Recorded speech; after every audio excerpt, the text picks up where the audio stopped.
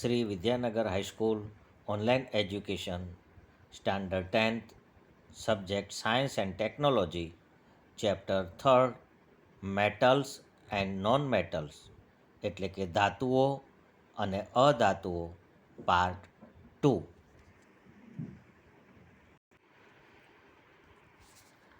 મિત્રો, હવે આપણે આ પાઠના આગળના કોન્સેપ્ટની વાત કરીએ. ધાતુઓ અને અધાતુઓ કેવી રીતે પ્રક્રિયા કરે છે. આપણે ધોરણ 9માં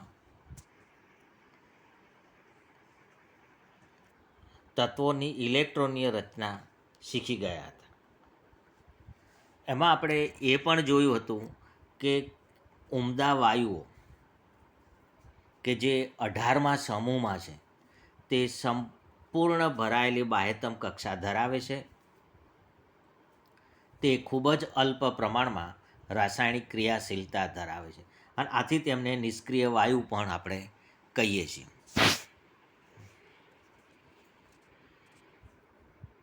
જો અહીંયા આપણને કેટલાક તત્વોની ઇલેક્ટ્રોન રચના આપી છે.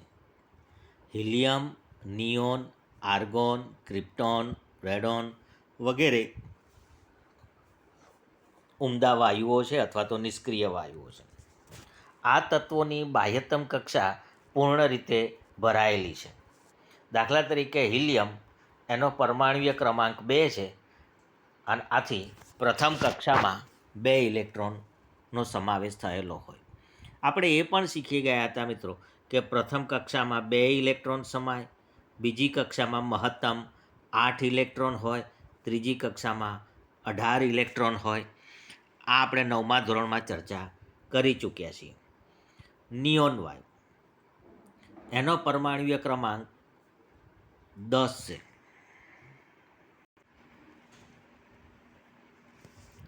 તેની બાહ્યતમ કક્ષામાં 8 ઇલેક્ટ્રોન, ટોટલ 10 ઇલેક્ટ્રોન છે. પરમાણુય ક્રમાંક 10 એટલે પ્રોટોન 10, ન્યુટ્રોન 10, ઇલેક્ટ્રોન 10. આથી 10 ઇલેક્ટ્રોન જો આપણે ગોઠવવાના હોય તો પ્રથમ કક્ષામાં 2 ઇલેક્ટ્રોન અને દ્વિતીય કક્ષામાં 8 ઇલેક્ટ્રોન, એટલે બાહ્યતમ કક્ષા પૂર્ણ રીતે ભરાયેલી છે. એ જ રીતે આર્ગોન, પરમાણુ ક્રમાંક 18 એટલે એની ઇલેક્ટ્રોન રચના થશે 2, 8, 8. તો અહીંયા બાહ્યતમ કક્ષા પૂર્ણ રીતે ભરાયેલી છે અને આથી તે નિષ્ક્રિય વાયુઓ છે.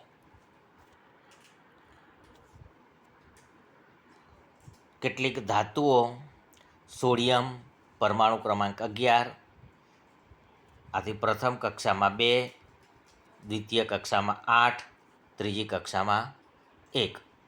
એટલે આ રીતે મિત્રો આપણે ઇલેક્ટ્રોન રચના,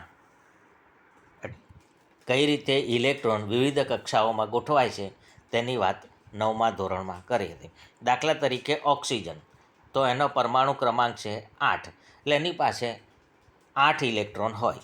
તો પ્રથમ કક્ષામાં 2 ઇલેક્ટ્રોન, બાકી રહ્યા 6 ઇલેક્ટ્રોન, તો તે દ્વિતીય કક્ષામાં. હવે જ્યારે આ ધાતુઓ અને અધાતુઓ રાસાયણિક પ્રક્રિયામાં ભાગ લે છે ત્યારે દાખલા તરીકે સોડિયમ જે છે એની બાહ્યતમ કક્ષામાં 1 ઇલેક્ટ્રોન છે.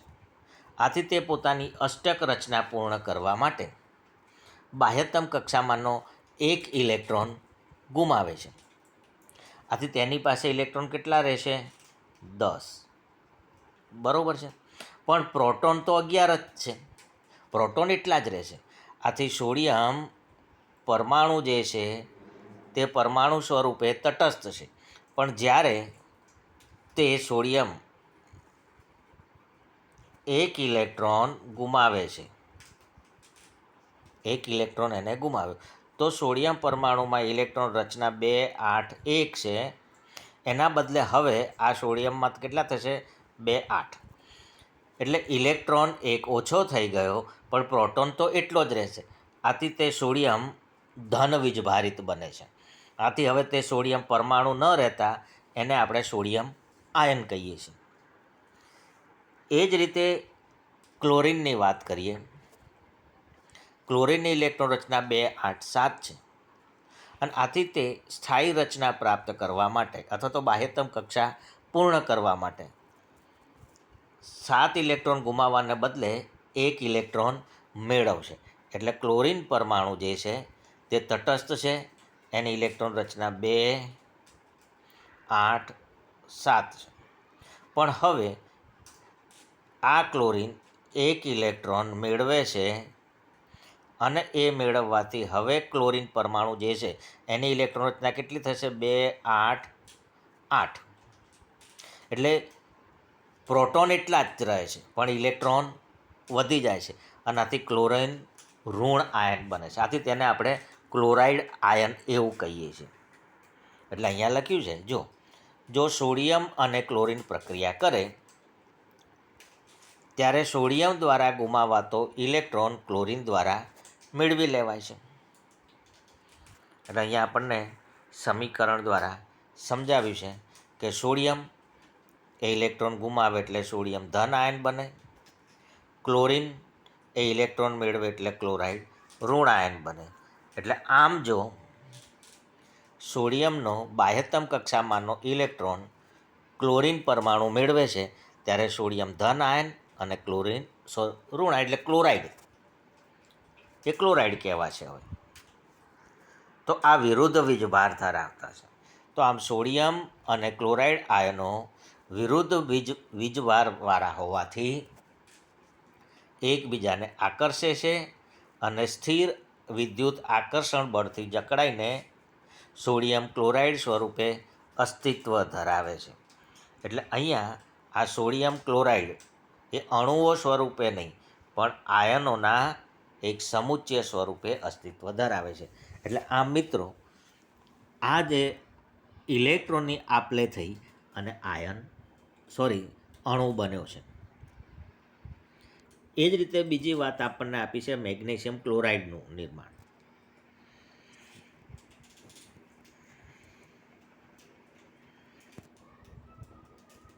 મેગ્નેશિયમની બાહ્યતમ કક્ષામાં કેટલા ઇલેક્ટ્રોન છે? 2.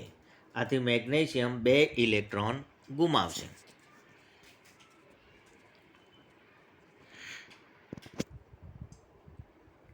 મેગ્નેશિયમ 2 ઇલેક્ટ્રોન ગુમાવે એટલે Mg2+, એટલે મેગ્નેશિયમ આયન બને, તે ધન આયન છે.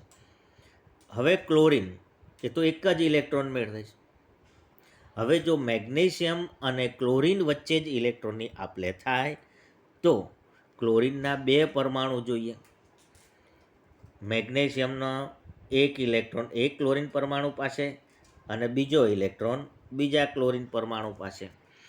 તો આથી અહીં આપણને લખીને આપ્યું છે, મેગ્નેશિયમની બાહ્યતમ કક્ષાના 2 ઇલેક્ટ્રોન, આ ક્લોરીન એક પરમાણુ, આ બીજો ક્લોરીન પરમાણુ, તો પ્રત્યેક ક્લોરીન પરમાણુ પાસે એક ઇલેક્ટ્રોન મેળવે છે. એટલે Mg2+ બને છે અને Cl- 1 બને અને આથી તે 2 પરમાણુ હોય. એટલે મેગ્નેશિયમનો 1 પરમાણુ અને ક્લોરીનના 2 પરમાણુઓ વચ્ચે ઇલેક્ટ્રોનની આપલે થાય છે. તો આ રીતે ઇલેક્ટ્રોનની આપલે થઈ અને જે આ સંયોજન બને છે તેને આપણે આયનીય સંયોજન કહે છે. એટલે આયનીય સંયોજન એટલે શું અને તેનું નિર્માણ ઉદાહરણ દ્વારા સમજાવો એવો પ્રશ્ન આવે તો આપણે સોડિયમ ક્લોરાઇડ અથવા તો મેગ્નેશિયમ ક્લોરાઇડના નિર્માણનું અહીંયા જે ચર્ચા કરી તે આપણે લખી શકીએ. અને આયનીય સંયોજન એટલે શું તો તે વ્યાખ્યા લખવી હોય તો આ લખાય: ધાતુમાંથી અધાતુમાં ઇલેક્ટ્રોનની આપલે દ્વારા નિર્માણ પામતા સંયોજનોને આયનીય સંયોજનો કહે છે અથવા એનું બીજું નામ છે વિદ્યુત સંયોજક સંયોજનો. MgCl2માં હાજર રહેલ ધનાયન અને ઋણાયનના નામ આપી શકશો? આ તો ચર્ચા કરી આપણે. મેગ્નેશિયમ 2+ અને ક્લોરાઇડ માઇનસ, ક્લોરીન એક જ પણ એ 2 હશે તો કદાચ તમે અહીંયા 2Cl- લખવું હોય તો લખી શકો. તો આમ આયનીય સંયોજન કોને કહેવાય? તો જ્યારે 2 તત્વના પરમાણુઓ ઇલેક્ટ્રોનની આપલે કરે તે આયનમાં રૂપાંતરિત થાય અને આ વિરુદ્ધ વીજભાર ધરાવતા આયનો પરસ્પર આકર્ષણથી જોડાઈને રહેતા હોય તો આ જે સંયોજન બને છે એને આપણે આયનીય સંયોજનો કહીએ છીએ. હવે આયનીય સંયોજનોના ગુણધર્મો આપણને આપ્યા છે. આ પણ ખૂબ અગત્યનો પ્રશ્ન છે.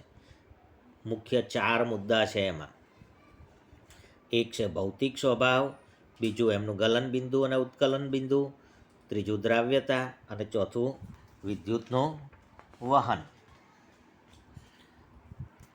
ભૌતિક સ્વભાવની વાત કરીએ તો આ સંયોજનો ઘન સ્વરૂપે હોય, થોડા સખત હોય અને સામાન્ય રીતે બરડ હોય છે, એટલે કે થોડુંક પણ દબાણ આપતા તે તૂટી જાય છે. તેમના ગલન બિંદુ અને ઉત્કલન બિંદુ ઊંચા હોય છે. શા માટે ઊંચા હોય છે? આયનીય સંયોજનોના ગલન બિંદુ અને ઉત્કલન બિંદુ ઊંચા હોય છે.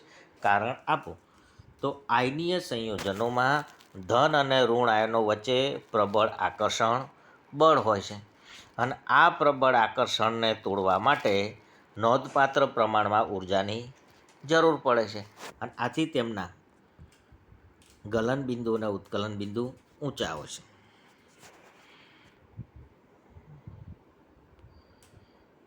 આગળનો મુદ્દો આપ્યો છે દ્રાવ્યતા. તો આ વિદ્યુત સંયોજક સંયોજનો એટલે કે આયનીય સંયોજનો. આયનીય સંયોજનો પાણીમાં દ્રાવ્ય હોય છે. મિત્રો, અત્યારે આપણે ઉદાહરણ લીધું NaCl. NaCl એટલે મીઠું, એ પાણીમાં દ્રાવ્ય છે. પણ કેરોસીન અને પેટ્રોલ વગેરે જેવા દ્રાવકોમાં અદ્રાવ્ય છે. તમે મીઠાને કેરોસીનમાં નાખી જોજો અથવા પેટ્રોલમાં નાખીને જોજો, પ્રયોગ કરી જોજો.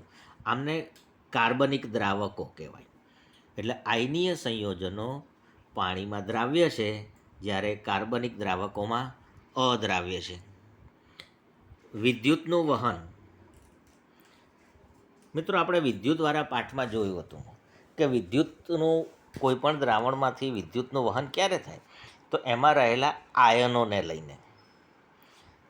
તો પાણીમાં બનાવેલું આયનીય સંયોજનનું દ્રાવણ આયનો ધરાવે છે. જ્યારે આયનીય સંયોજનનું પાણીમાં દ્રાવણ બનાવીએ તો તેમનું આયનીકરણ થાય, આ આયનો ધરાવે છે. અને પરિણામે જ્યારે આયનીય સંયોજનોનું દ્રાવણ પાણીમાં બનાવેલું દ્રાવણ હોય તો તેમાંથી વિદ્યુતનું વહન શક્ય બને છે. પણ જ્યારે આ આયનીય સંયોજનો ઘન અવસ્થામાં હોય તો તે વિદ્યુતનું વહન કરતા નથી.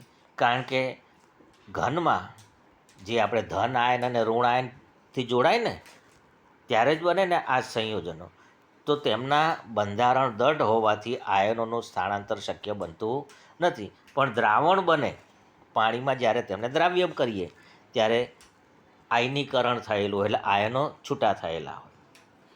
અને આ જ આયનીય સંયોજનો જો પીગાળેલી અવસ્થામાં હોય તો વિદ્યુતનું વહન કરે છે. કારણ કે જ્યારે પીગાળવામાં આવે એટલે આપણે ઉષ્મા ઉર્જા આપીએ છીએ અને ઉષ્મા ઉર્જા આપવાને કારણે આ વિરુદ્ધ વીજભાર ધરાવતા આયનો જે આકર્ષણ બળથી જોડાયેલા છે તેમનું આ આકર્ષણ બળ નિર્બળ બને છે.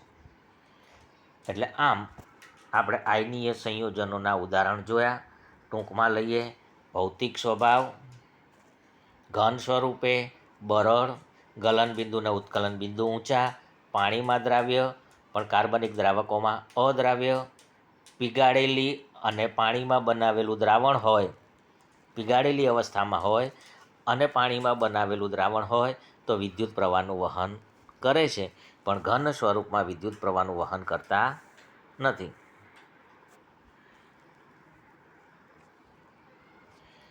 મિત્રો, આગળ એક પ્રશ્ન છે. સોડિયમ, ઓક્સિજન, મેગ્નેશિયમ માટે ઇલેક્ટ્રોન બિંદુની રચના લખો. દાખલા તરીકે આપણે ઓક્સિજનની વાત કરીએ. ઓક્સિજનનો પરમાણ્વીય ક્રમાંક કેટલો? તમને યાદ છે? કેટલાક શબ્દો તમે હા, હી, લી, બે, બોકાથી યાદ રાખતા રહેલા છો. તો ઓક્સિજનનો પરમાણુય ક્રમાંક 8 છે. એટલે એની ઇલેક્ટ્રોન રચના કેવી થશે? પ્રથમ કક્ષામાં 2 અને બીજી કક્ષામાં 6. અને આપણે જો દોરવું હોય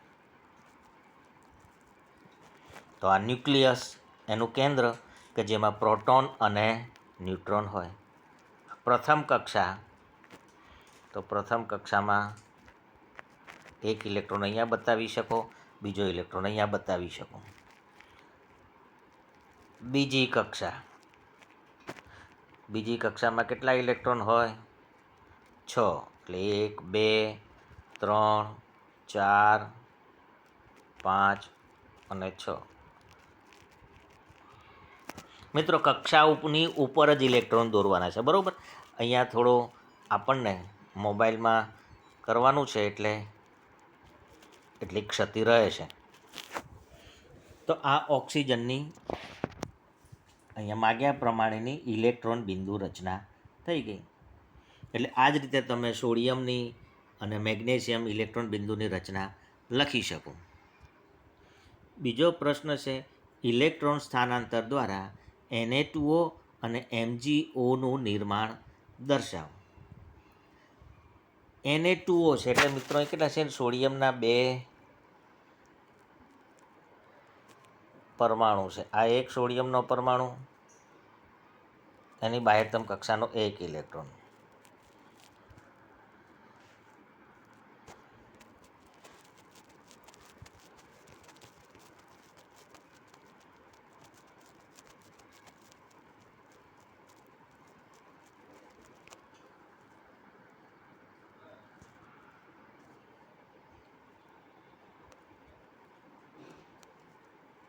બીજો સોડિયમ પરમાણુ, એની બાહ્યતમ કક્ષાનો 1 ઇલેક્ટ્રોન. હવે શું કરે છે? તો ઓક્સિજન જે છે, ઓક્સિજનની બાહ્યતમ કક્ષામાં કેટલા ઇલેક્ટ્રોન? 1 2 3 4 5 6. Total 6 electron. એટલે 6 ટપકા કરવાના છે મિત્રો, બરાબર. તો આ એક ઇલેક્ટ્રોન ઓક્સિજન મેળવશે, બીજો 1 ઇલેક્ટ્રોન પણ ઓક્સિજન મેળવશે. એટલે એક ઇલેક્ટ્રોન, સોડિયમનો 1 ઇલેક્ટ્રોન, બીજા સોડિયમનો 1 ઇલેક્ટ્રોન આ ઓક્સિજન પરમાણુ મેળવે છે. એટલે આથી કેવી રચના થશે?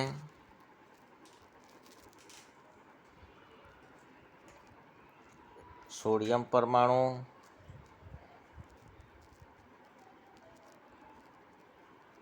બીજો સોડિયમ પરમાણુ, પણ એ કેવા? ધન આયનના, બરાબર. અને ઓક્સિજન, ખાલી એક ઓક્સિજન, એક જ.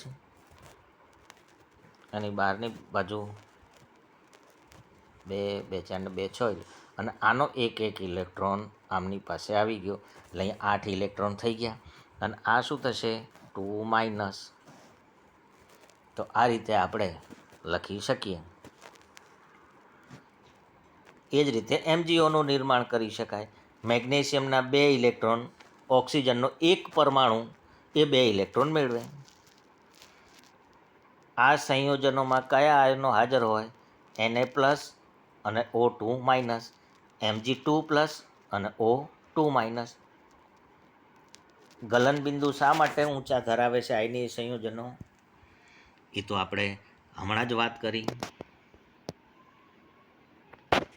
હવે આગળનો કોન્સેપ્ટ છે ધાતુઓની પ્રાપ્તિ. એટલે આપણે જે ધાતુઓ મેળવીએ છીએ, હાલ જે ઉદાહરણ વાત કરી કે sodium, calcium, magnesium, potassium, aluminium, આ બધા ક્યાંથી મળે છે? તો એક પૃથ્વીનું પૃષ્ઠ એટલે કે પોપડો ધાતુઓનો મોટો સ્ત્રોત છે, જમીનમાંથી મેળવીએ છીએ. તો એના ઉપરથી આપણે 2 શબ્દો આવશે, એક ખનિજો અને બીજું કાચી ધાતુ. તો કોને ખનિજો કહેવાય?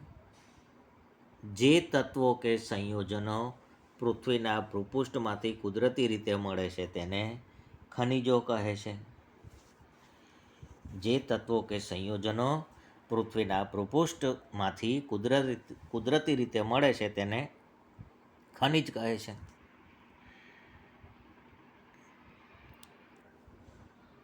પરંતુ બધી જ ખનિજોમાંથી આપણે ધાતુ મેળવી શકતા નથી.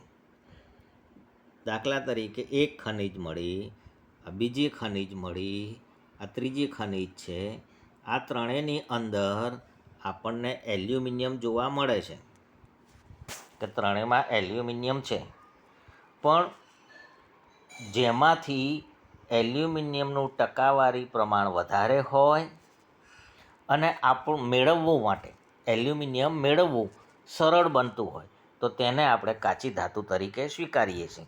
એટલા માટે અહીંયા કાચી ધાતુની વાત લખી છે કે એવી ખનિજો કે કોઈ ચોક્કસ ધાતુનું ઘણું ઊંચું ટકાવાર પ્રમાણ ધરાવે છે અને તેમાંથી ધાતુનું નિષ્કર્ષણ લાભદાયી હોઈ શકે છે. આવી ખનિજોને કાચી ધાતુ કહે છે. એનો બીજો શબ્દ છે અયસ્ક.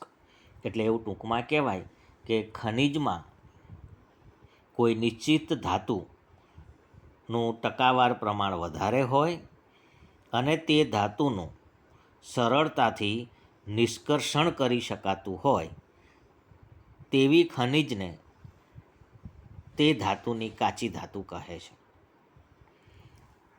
એટલે જમીનમાંથી, પૃથ્વીના પોપડામાંથી આપણે ખનિજો મેળવીએ છીએ. એટલે આ ધાતુઓ શુદ્ધ સ્વરૂપમાં મળતી નથી, પણ તે સંયોજિત અવસ્થામાં હોય અને આથી તેમાંથી ધાતુઓનું નિષ્કર્ષણ કરવું પડે, ધાતુઓ મેળવવી પડે. તો ધાતુઓ સંયોજિત અવસ્થામાં પણ હોઈ શકે. લખ્યું ને, કેટલીક તેમના સંયોજનોના મૂળ રૂપમાં મળે. એટલે કેટલીક ધાતુ એટલે કઈ? જે ઓછી સક્રિય ધાતુ હોય. ઓછી સક્રિય ધાતુ હોય તે મુક્ત અવસ્થામાં મળી શકે છે અને જે સક્રિય ધાતુ છે તે મુક્ત અવસ્થામાં મળતી નથી, તે સંયોજિત અવસ્થામાં હોય. દાખલા તરીકે સોનું, ચાંદી, પ્લેટિનમ અને કોપર મુક્ત અવસ્થામાં મળે છે.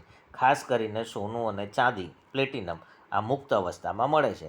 કારણ કે આપણે સક્રિયતા શ્રેણી જોઈ તો સક્રિયતા શ્રેણીમાં સૌથી નીચેના ભાગમાં આ ધાતુઓ હતી.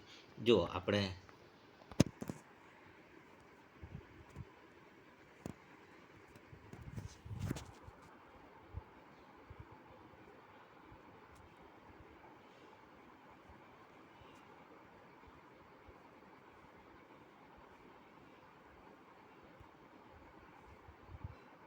આ સક્રિયતા શ્રેણી આવી. જુઓ, સક્રિયતા શ્રેણીમાં સોનું અને ચાંદી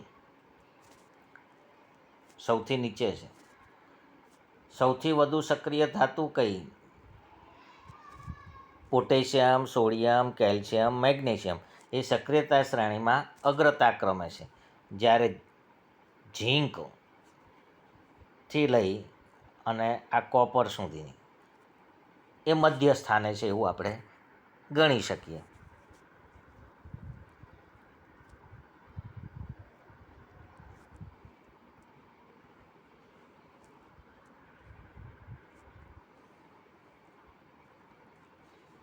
એટલે જો આપણને અહીંયા કહ્યું ને એટલા માટે જ કે સોનું અને ચાંદી, પ્લેટિનમ એ મુક્ત અવસ્થામાં મળે છે કારણ કે તે સક્રિયતા શ્રેણીમાં છેલ્લે છે, એટલે કે ઓછી સક્રિય ધાતુ છે.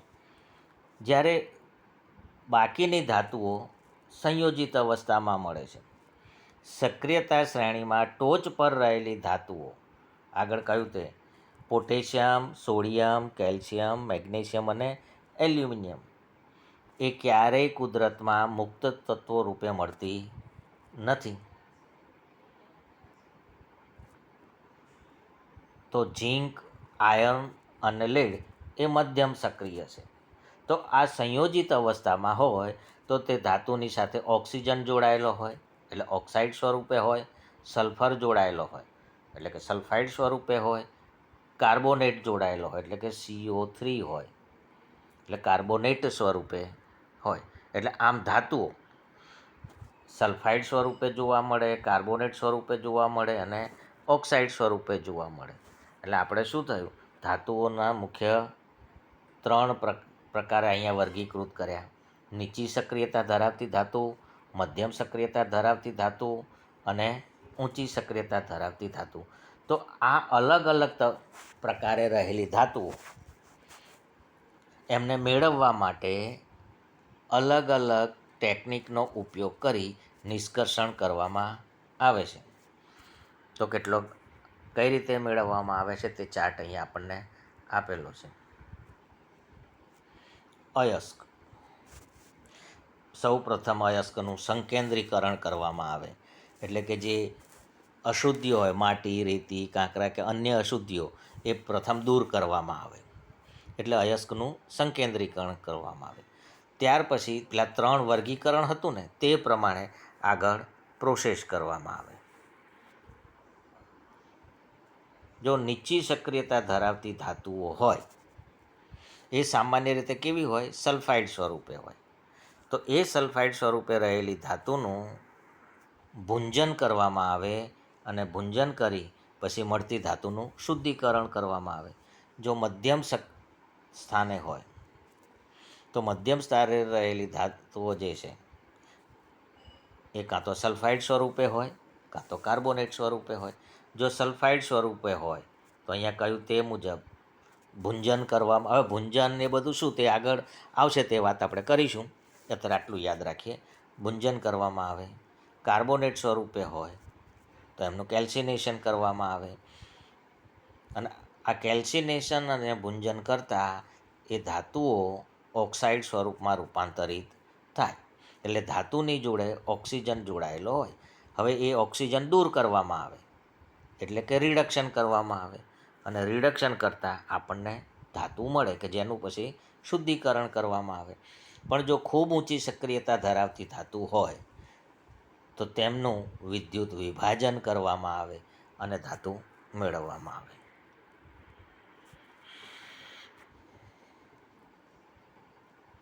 પૃથ્વીમાંથી ખોદીને બહાર કાઢેલી અયસ્કો એટલે કે કાચી ધાતુ મોટા પ્રમાણમાં અશુદ્ધિઓ ધરાવે છે, અને આવી અશુદ્ધિવાળી જે કાચી ધાતુ છે એને આપણે ગેંગ કહીએ છીએ. કઈ કઈ અશુદ્ધિ હોય? તો કે માટી, રેતી, કાંકરા, જમીનમાંથી ખોદીને કાઢેલી હોય એટલે કોઈ વનસ્પતિના મૂળ, અને સાથે સાથે અન્ય ધાતુઓ અથવા તો અન્ય સંયોજન પણ એમાં હોઈ શકે છે.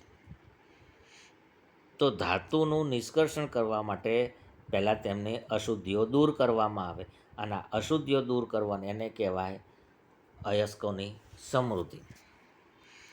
હવે કઈ ધાતુ છે, એમાં કયા પ્રકારની અશુદ્ધિ છે, તેમનો રાસાયણિક ગુણધર્મ કેવો છે, તેમનો ભૌતિક ગુણધર્મો કેવો છે, તેના લઈને આ સંકેન્દ્રીકરણ કરવાનું પદ્ધતિ આધાર રાખે છે. મિત્રો, કાચી ધાતુનું સંકેન્દ્રણ એ તમારે જો ખૂબ વ્યવસ્થિત, આપણી બુકમાં તો નથી, પણ એમાં જુદી જુદી જે 3-4 પદ્ધતિઓ છે એ પદ્ધતિઓ વિશે જો તમારે વધારે અભ્યાસ કરવો હોય તો ધોરણ 10ની હાલ તમે જે પાઠ્યપુસ્તક ભણો છો તે નહીં, પણ આની અગાઉનું જૂનું જે પાઠ્યપુસ્તક હતું ધોરણ 10નું, એમાં ધાતુઓ જે પાઠ હતો તે પાઠમાં ખૂબ જ વિગતવાર રીતે 3 બધી અલગ અલગ પદ્ધતિઓ વિશે વાત હતી. દાખલા તરીકે લોખંડની અશુદ્ધિ ધરાવતી કાચી ધાતુ હોય, આપણે જે અયસ્ક છે કે જેમાં લોખંડ અશુદ્ધિ તરીકે છે, અને એ અશુદ્ધિ દૂર કરવી હોય તો કઈ પદ્ધતિ થાય. સલ્ફાઇડયુક્ત કાચી ધાતુનું સંકેન્દ્રણ કઈ રીતે થાય. પછી ઘનતાનો તફાવત હોય, કાચી ધાતુ અને એમાં રહેલી અશુદ્ધિ, એ બંને વચ્ચે ઘનતાનો તફાવત વધારે હોય તો કઈ પદ્ધતિ વપરાય. આમ જુદી જુદી પદ્ધતિઓ જે છે તે જૂના પુસ્તકમાં ખૂબ વિગતવાર આપેલી હતી, જે નવા અભ્યાસક્રમમાં નથી. એટલે આ પાઠ્યપુસ્તકમાં નથી, એટલે આપણે તેની વિગતવાર ચર્ચા કરતા નથી. પણ તમારે જો એનો વિગત અભ્યાસ કરવો હોય તો જૂનું પુસ્તક મેળવીને તમે કરી શકશો. પરીક્ષામાં તે આવતું નથી કારણ કે પાઠ્યપુસ્તકમાં નથી. હવે ધાતુનું નિષ્કર્ષણ વાત. તો ધાતુનું નિષ્કર્ષણ 3 તબક્કા, આપણે 3 વર્ગીકરણ કર્યું ને, સક્રિયતા શ્રેણીમાં નીચે રહેલી, વધુ સક્રિય અને સક્રિયતા શ્રેણીમાં મધ્યમ સ્થાને. તો અહીંયા પહેલાં આપણને આપ્યું છે સક્રિયતા શ્રેણીમાં નીચે રહેલી ધાતુઓ જે ઓછી સક્રિય છે, વધુ સક્રિય નથી, તો તે ઓક્સાઇડ સ્વરૂપે એને રૂપાંતરિત કરવામાં આવે માત્ર ગરમ કરવાથી. અહીં ઉદાહરણ આપ્યું છે સિનાબાર. કઈ ધાતુની કાચી ધાતુ છે? પારો, મર્ક્યુરી. એ સલ્ફાઇડ સ્વરૂપે હોય. આગળ આપણે જોયું ને, નીચી સક્રિયતા ધરાવતી ધાતુઓ હોય એમની જોડે સલ્ફર જોડાયેલો હોય એટલે સલ્ફાઇડ સ્વરૂપે હોય. એટલે અન્ય અશુદ્ધિઓ દૂર કર્યા પછી, એટલે સંકેન્દ્રીકરણ કર્યા પછી આ જે કાચી ધાતુ છે એ કાચી ધાતુને હવાની હાજરીમાં ગરમ કરવામાં આવે એટલે HgS+O2, અને આથી તેની સાથે જોડાયેલો સલ્ફર એ સલ્ફર ડાયોક્સાઇડ વાયુ સ્વરૂપે દૂર થાય અને ધાતુ જે છે એ ધાતુ ઓક્સાઇડમાં રૂપાંતરિત થાય, એની સાથે ઓક્સિજન જોડાઈ જાય. અને હજુ જો ગરમ કરવાનું વધારે ચાલુ રાખીએ એટલે હજુ વધુ ઉષ્મા આપીએ તો એની સાથે જોડાયેલો ઓક્સિજન પણ મુક્ત થાય એટલે ધાતુ આપણને મળે. એ જ રીતે કોપર સલ્ફાઇડ સ્વરૂપે હોય એને ગરમ કરો તો સલ્ફર જે છે સલ્ફર ડાયોક્સાઇડ સ્વરૂપે દૂર થાય, કોપરનો ઓક્સાઇડ બને Cu2O. મિત્રો, સમીકરણ તો સંતુલિત કરી શકશો તમે અહીં લખો કે HgS+O2 gives us HgO+SO2. પછી તમે જુઓ આ બાજુ સલ્ફર જે છે તે એક પરમાણુ છે, આ બાજુ એક પરમાણુ રહે છે એટલે બધું થાય. પણ ઓક્સિજન જે છે, ઓક્સિજનને પહેલાં ખાસ તમારે બેલેન્સ કરવો પડશે, કારણ કે અહીંયા O2 છે અને અહીંયા તમે બે જગ્યાએ હોવું જોઈએ, HgO અને O2. એટલે પરમાણુની ડાબી અને જમણી બાજુ પરમાણુની સંખ્યા ગણતા જઈ અને તમે બેલેન્સ કરી શકો છો. તો આ પહેલી પદ્ધતિ થઈ. કઈ પદ્ધતિ? કે સક્રિયતા શ્રેણીમાં સૌથી નીચે છે એટલે નીચી સક્રિયતા ધરાવતી ધાતુઓ કે જે સલ્ફાઇડ સ્વરૂપે હોય. એટલે ધાતુ જે છે ધાતુની સાથે અહીં આપણે મેટલનો M લખવું, કોઈ પણ મેટલ હોય એની સાથે S જોડાયેલો એટલે સલ્ફાઇડ સ્વરૂપે, એને ગરમ કરીએ એટલે પહેલાં સલ્ફર જે છે તે દૂર થાય પણ ધાતુની સાથે ઓક્સિજન જોડાય, એ ઓક્સાઇડમાં રૂપાંતરિત થાય અને હજુ પણ તેને વધારે ગરમ કરો તો એ ઓક્સિજન વાયુ સ્વરૂપે દૂર થાય એટલે ધાતુ આપણને મુક્ત મળે. હવે આ મળેલી ધાતુનું શુદ્ધિકરણ કરવામાં આવે, આને આપણે ભુંજન કહેવાય. એટલે આમ ભુંજન એટલે શું?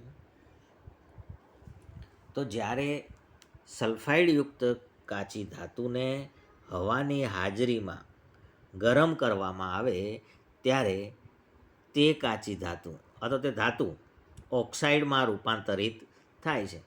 આ પદ્ધતિને ભુંજન કહેવામાં આવે છે. હવે સક્રિયતા શ્રેણીમાં મધ્યમાં રહેલી ધાતુ, આગળ હતું ને લોખંડ, ઝીંક, સીસુ, કોપર, આયર્ન, ઝીંક, લેડ અને કોપર.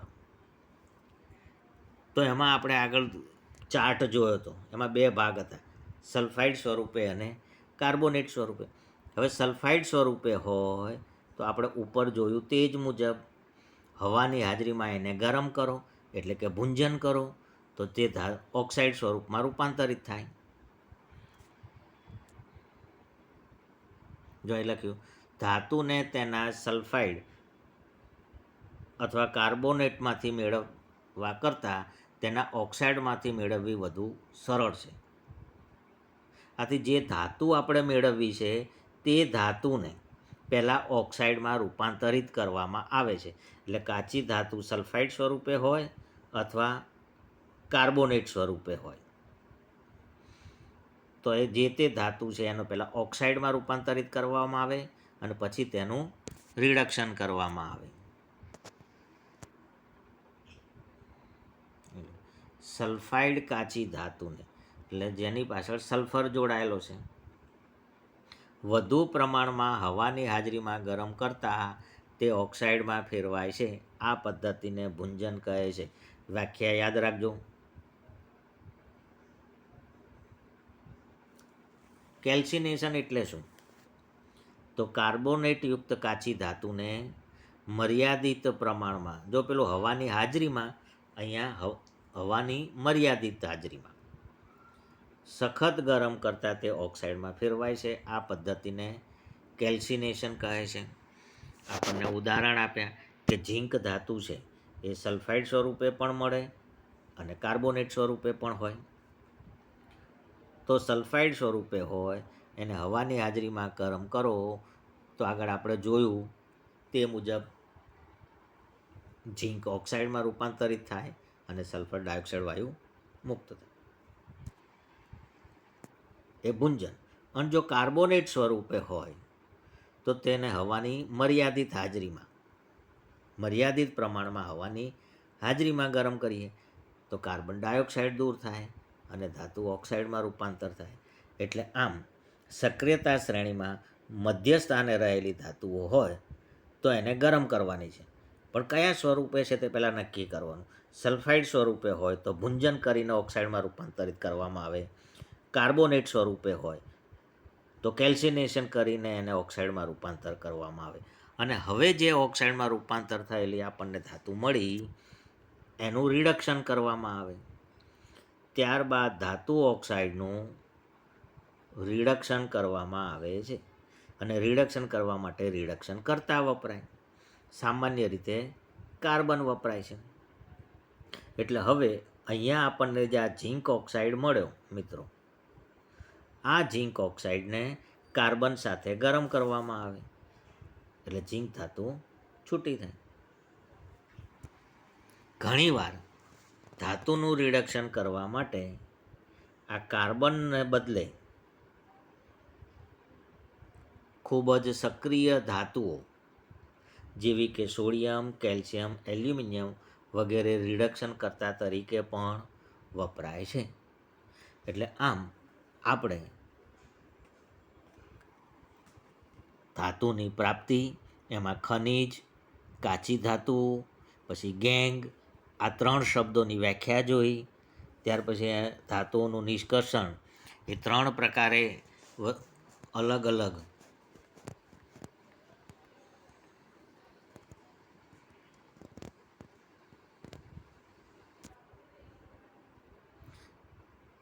નીચી સક્રિયતા ધરાવતી ધાતુ સલ્ફાઇડ સ્વરૂપે હોય, ભુંજન કરી અને ઓક્સાઇડમાં રૂપાંતર થાય અને હજુ પણ એને વધારે ગરમ કરો એટલે ધાતુ મળે. મધ્યમ સ્થાને હોય તો એ સલ્ફાઇડ સ્વરૂપે હોય અથવા તો કાર્બોનેટ સ્વરૂપે હોય.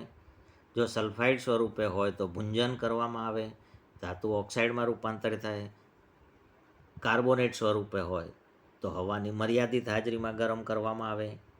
એટલે આમ ભુંજન અને કેલ્સિનેશનના 2 શબ્દોની વ્યાખ્યા શીખ્યા. આ જે ઓક્સાઇડ સ્વરૂપે ધાતુ મળે એનું રિડક્શન કરતા વડે રિડક્શન કરવામાં આવે. સામાન્ય રીતે કાર્બન વાપરવામાં આવે, પણ ક્યારેક સક્રિય ધાતુઓ પણ વાપરવામાં આવે તેની વાત કરી.